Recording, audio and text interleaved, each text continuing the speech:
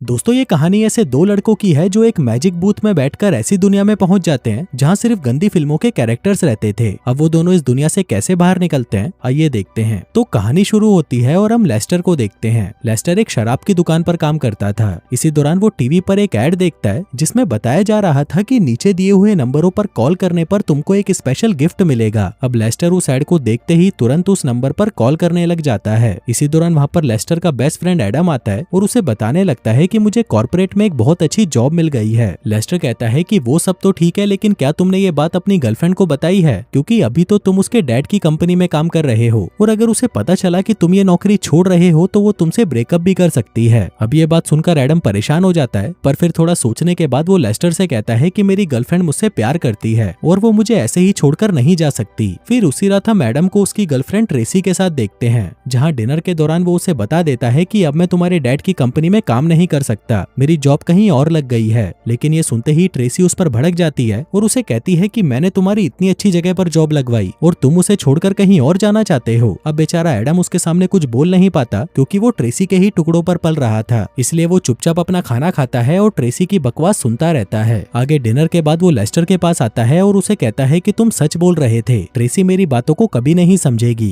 खैर अब वो दोनों बातें कर ही रहे थे कि तभी उनका डोरबेल बजता है। ये लोग जैसे ही दरवाजा खोलते हैं तो उनके सामने एक बहुत बड़ा बॉक्स पड़ा होता है। उस बॉक्स को खोलने पर उन्हें उसके अंदर एक फोन बूथ मिलता है। लेस्टर कहता है कि शायद ये वही सरप्राइज गिफ्ट है जिसके बारे में उस एड में बताया था। आगे वो उस बूथ का प्लग लगाकर उसे ऑन करता है और एडम से कहता है कि हम इसके अंदर जाकर देखते हैं कि अंदर क्या है। फिर जैसे ही वो दोनों बूथ के अंदर जाते हैं वो देखते हैं कि अंदर एक गंदी फिल्म चल रही होती है। लेस्टर कहता है कि ये तो मेरी फेवरेट फिल्म है, इसके अंदर सभी लोग पूरे दिन इंटीमेट होते हैं, वो भी बिना रुके। अब वो दोनों उस फिल्म को देख ही रहे थे कि तभी वो बूथ हिलना शुरू हो जाता है। उन दोनों को कुछ समझ नहीं आ रहा था कि ये क्या हो रहा है। तभी उस बूथ में से तेज रोशनी निकलती है और ये दोनों कहीं और पहुंच जाते हैं। आगे ये दोनों खड़े होते हैं और देखने लगते हैं कि हम कहाँ आ गए हैं। लेकिन इसी दौरान वहाँ पर दो लड़कियां आती हैं जो कि पुलिस वाली थीं। वो इन दोनों को अरेस्ट कर लेती हैं और पुलिस स्टेशन ले जाती हैं। आगे इन दोनों को अलग अलग कमरे में बंद कर दिया जाता है। फिर सबसे पहले एडम के सामने एक डिटेक्टिव आता है जिसका नाम कार्ल था। वो एडम से पूछता है कि तुम कौन हो और कहाँ से आए हो। एडम कहता है कि तुम पहले मुझे ये बताओ कि तुम कौन हो और ये कौन सी जगह है। अब कार्ल उसे धमकाने लगता है कि अगर तुमने मुझे सच नहीं बताया तो मैं तुम्हें अंदर कर दूंगा। लेकिन एडम को इससे कोई फर्क नहीं पड़ता क्योंकि उसे खुद भी समझ नहीं आ रहा था कि उसके साथ ये क्या हो रहा है। उधर दूसरी तरफ हम लेस्टर को देखते हैं जिसके पास एक सुंदर डिटेक्टिव मैरी आती है। अब लेस्टर उसको देखते ही एक्साइटेड हो जाता है। वहीं ये चीज मैरी भी देख लेती है और अपने हंटर से लेस्टर को मारने लगती है। लेकिन इतनी मार खाने के बाद भी लेस्टर नहीं सुधरता और वो मैरी से कहता है कि क्या तुम मेरे साथ इंटीमेट होना चाहोगी। लेकिन ये सुनते ही मैरी उसे और मारने लगती है। वहीं एडम चुपके से अपने रूम से बाहर आ जाता है, जिसके बाद वो लेस्टर के पास आता है और उसे भी अपने साथ बाहर ले जाता है। आगे ये भागते हुए एक घर के पास पहुंचते हैं जहां बहुत सारी लड़कियां पार्टी कर रही थीं। इसी दौरान एडम की नजर उन दोनों पुलिस ऑफिसर्स पर पड़ती है जो कि पूरे शहर में उन्हें ढूंढ रहे थे। उन दोनों को देखते ही लेस्टर और एडम छुप जाते हैं। फिर उनके जाने के बाद एडम लेस्टर से कहता है कि मुझे समझ नहीं आ रहा कि हम कहाँ आ गए हैं। तभी लेस्टर उन लड़कियों को ध्यान से देखता है और तब जाकर उसे समझ आता है कि ये जगह उसे जानी पहचानी क्यों लग रही थी। वो कहता है कि ये लड़कियां गंदी फिल्मों में काम करने वाली हीरोइंस हैं और इस फिल्म को मैं 1000 बार देख चुका हूँ। लेस्टर एक डायलॉग बोलता है और सेम वही डायलॉग वो लड़कियां भी बोलने लगती हैं। आगे लेस्टर उन सभी लड़कियों के नाम बताने लगता है और कहता है कि हमारी तो लॉटरी लग गई, हम इन सभी लड़कियों के साथ जो चाहे वो कर सकते हैं और ये लड़कियां हमें मना भी नहीं कर सकती। तभी एडम कहता है कि तुम पागल हो क्या, हम यहाँ पर नहीं रह सकते और वैसे भी मुझे लगता है कि मैं कोई सपना देख रहा हूँ। 2-3 घंटों के बाद जब मेरी आंख खुलेगी तो मैं अपने घर पर होऊंगा। लेस्टर कहता है कि ऐसा कुछ नहीं होने वाला। तभी ये दोनों पीछे मुड़कर देखते हैं तो वहाँ पर एक आदमी बैठा होता है। वो बताता है कि मेरा नाम बैनी है और मैं इस फिल्म का डायरेक्टर हूँ। एडम पूछता है कि हम यहाँ पर कैसे आ गए और हमें अभी के अभी वापस जाना है। बैनी कहता है कि तुम इतनी आसानी से यहाँ से नहीं जा सकते, अगर तुम यहाँ पर आए हो तो जरूर तुम लोगों का कोई मकसद होगा और जब तक तुम्हारा ये मकसद पूरा नहीं होता तुम इस दुनिया से वापस नहीं जा सकते। जो कहकर वो वहाँ से गायब हो जाता है। अब एडम के पास और कोई रास्ता नहीं था, इसलिए वो लेस्टर से कहता है कि अब तुम ही बता दो कि हमें क्या करना चाहिए क्योंकि इस जगह को सिर्फ तुम ही अच्छे से जानते हो। लेस्टर कहता है कि यहाँ पर एक घर है जहाँ पर कभी कोई नहीं आता, बस कुछ लड़कियां आती हैं पार्टी करने के लिए, पर तुम चिंता मत करो, मैं उन्हें संभाल लूंगा। आगे ये दोनों उस घर के अंदर चले जाते हैं और वो घर भी पूरी तरह खाली होता है। लेकिन तभी उन्हें वहाँ पर कुछ लड़कियों की आवाज सुनाई देती है जो सुनकर वो दोनों वहीं पर छुप जाते हैं। फिर कुछ देर बाद उस घर के अंदर दो लड़कियां आती हैं और आते ही अपने कपड़े उतारने लगती हैं। उधर एडम और लेस्टर भी उन दोनों को देख रहे थे, लेकिन तभी एक लड़की जिसका नाम मारिया था वो एडम को देख लेती है। वो उसे कहती है कि तुम तुम यहाँ पर क्या कर रहे हो। वहीं एडम भी उसे सारी सच्चाई बता देता है और कहता है कि मैं और मेरा दोस्त इस दुनिया में फंस चुके हैं, साथ ही कुछ पुलिस ऑफिसर्स भी हमारे पीछे पड़े हुए हैं, अगर उन्होंने हमें पकड़ लिया तो वो हमें जेल में डाल देंगे। अब एडम की बातें सुनकर मारिया को उस पर दया आ जाती है और वो उसे कहती है कि मैं यहाँ से निकलने में तुम्हारी मदद करूंगी। उधर दूसरी तरफ डेफनी नाम की एक लड़की लेस्टर को देख लेती है, पर तभी लेस्टर उसे कहता है कि मैं क्वालिटी कंट्रोल से आया हूँ, तुम्हारे ये खिलौने बहुत ही अश्लील हैं, इसलिए मैं ये सारी चीजें जब्त करने आया हूँ। अब ये सुनते ही डेफनी डर जाती है और लेस्टर से कहती है कि क्यों ना तुम कुछ ले देकर इस मामले को रफा दफा कर दो। वहीं मारिया एडम से पूछ रही थी कि तुम कहाँ से आए हो, पर इसी दौरान वहाँ पर काल आ जाता है। मारिया कहती है कि ये कभी कभी हमसे मिलने आता है, जिस पर एडम कहता है कि इसी से तो हम भाग रहे थे और अब ये यहीं पर आ गया, प्लीज कैसे भी करके हमें बचा लो। अब मारिया एडम को लेकर सीधा डेफनी के कमरे में आ जाती है, लेकिन अंदर आते ही वो देखते हैं कि डेफनी और लेस्टर लेन देन का काम कर रहे थे। एडम कहता है कि तुम ये क्या कर रहे हो, जिस पर लेस्टर बताता है कि मैं तो इसकी मदद कर रहा था। आगे ये दोनों लड़कियां मिलकर लेस्टर और एडम को एक रूम में छुपा देती हैं ताकि काल उन्हें देख ना पाए। तभी काल भी वहाँ पर आ जाता है और उन दोनों से पूछता है कि क्या तुमने दो आदमियों को यहाँ पर देखा है, जिस पर वो कहती हैं कि नहीं, यहाँ पर तो बस हम दोनों ही हैं। आगे काल के जाने के बाद वो दोनों बाहर आते हैं, जहाँ मारिया देखती है कि एडम की हालत सही नहीं थी।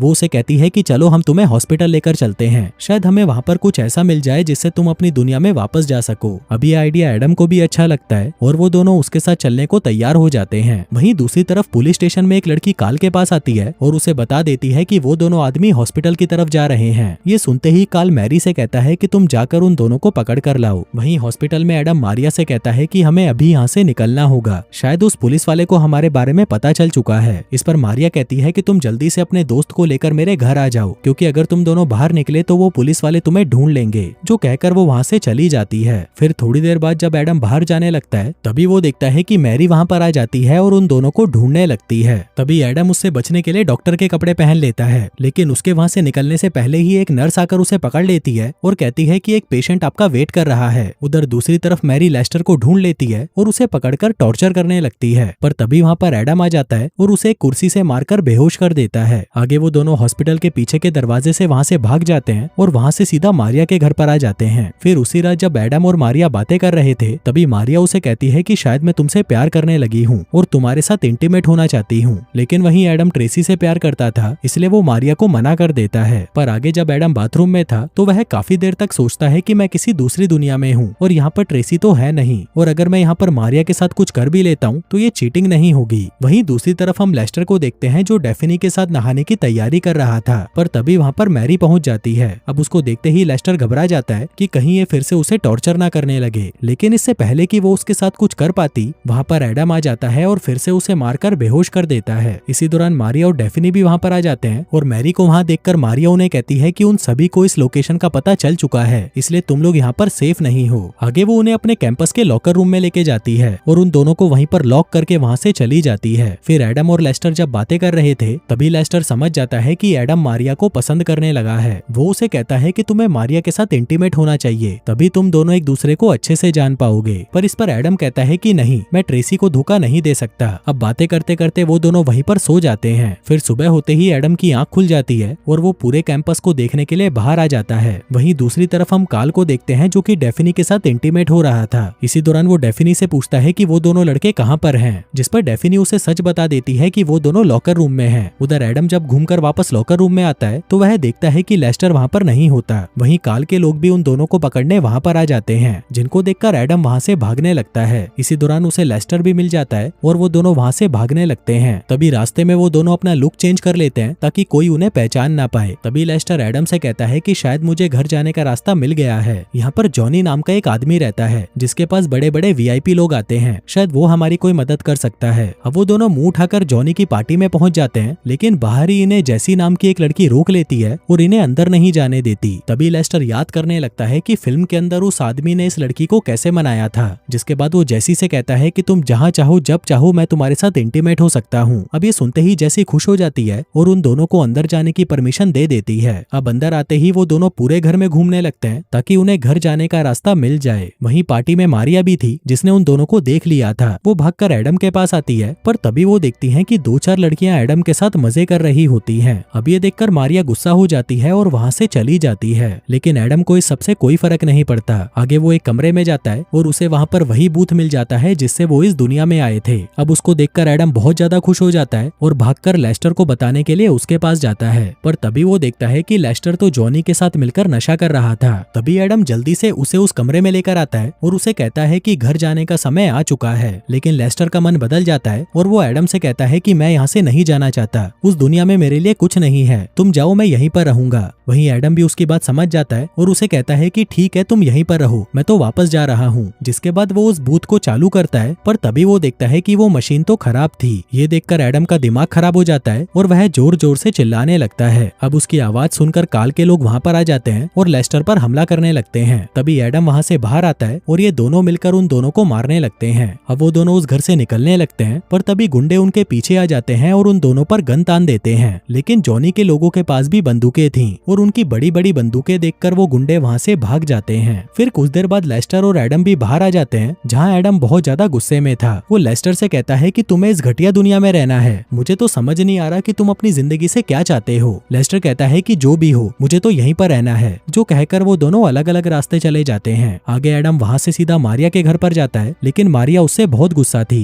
वो उसे कहती है कि तुम भी बाकी मर्दों की तरह घटिया निकले, जो कहकर वो उसे अपने घर से बाहर निकाल देती है। अब एडम बाहर आकर सड़क पर बैठ जाता है और अपने उन पलों को याद करने लगता है जिनको उसने मारिया के साथ बिताया था। फिर जैसे ही सुबह होती है, एडम के सामने एक वैन आती है जिसको लेस्टर चला रहा था। वो एडम से कहता है कि जल्दी से गाड़ी में बैठो, जिसके बाद वो उसे सीधा बैनी के घर पर ले जाता है, क्योंकि वो बूथ वहीं पर हो सकता था। आगे वो दोनों उस घर में आकर अपने कपड़े बदल लेते हैं और एक एक कमरे की तलाशी लेने लगते हैं। पर तभी वहाँ पर काल और मैरी भी आ जाते हैं और उन दोनों से कहते हैं कि हार मान लो, नहीं तो हम तुम्हें मार डालेंगे। अब वो चारों आपस में लड़ने लगते हैं और लड़ते लड़ते एक पूल में आकर गिर जाते हैं। पर तभी वहाँ पर बैनी आ जाता है और उनसे पूछता है कि ये क्या हो रहा है। एडम कहता है कि बस अब बहुत हुआ, मुझे अभी यहाँ से वापस जाना है। बैनी कहता है कि इस दुनिया में आकर रहने का मौका किसी को नहीं मिलता और तुम यहाँ से जाना चाहते हो, ठीक है, अगर तुम जाना चाहते हो तो चले जाओ। जो कहकर बैनी जैसे ही चुटकी बजाता है, उसके सामने वो फोन बूथ वापस आ जाता है। तभी एडम की नजर मारिया पर पड़ती है, जो बहुत उदास लग रही थी। अब एडम मारिया के पास जाता है और उसे पकड़कर किस करता है, लेकिन तभी वो वहाँ से गायब हो जाता है और वापस अपनी दुनिया में आ जाता है। उधर लेस्टर कहता है कि मुझे भी अब वापस जाना है, पर तभी बैनी उसके पास आता है और उसे बताता है कि तुम मेरे बेटे हो। लेकिन ये सुनते ही लेस्टर घबरा जाता है और बेहोश हो जाता है। वहीं एडम उस बूथ को वापस ठीक करने की कोशिश करता है ताकि वो वापस उस दुनिया में जा सके। लेकिन तभी वहाँ पर ट्रेसी आ जाती है और एडम पर चिल्लाना शुरू कर देती है। कहती है कि तुम इतने दिनों से कहाँ गायब थे, अब जल्दी से मेरे घर चलो, मेरे मॉम डैड तुमसे मिलना चाहते हैं। वहीं ये सब देखकर एडम समझ चुका था कि ट्रेसी उसके लिए ठीक नहीं है, इसलिए वो उससे ब्रेकअप कर लेता है और उसे अपने घर से निकाल देता है।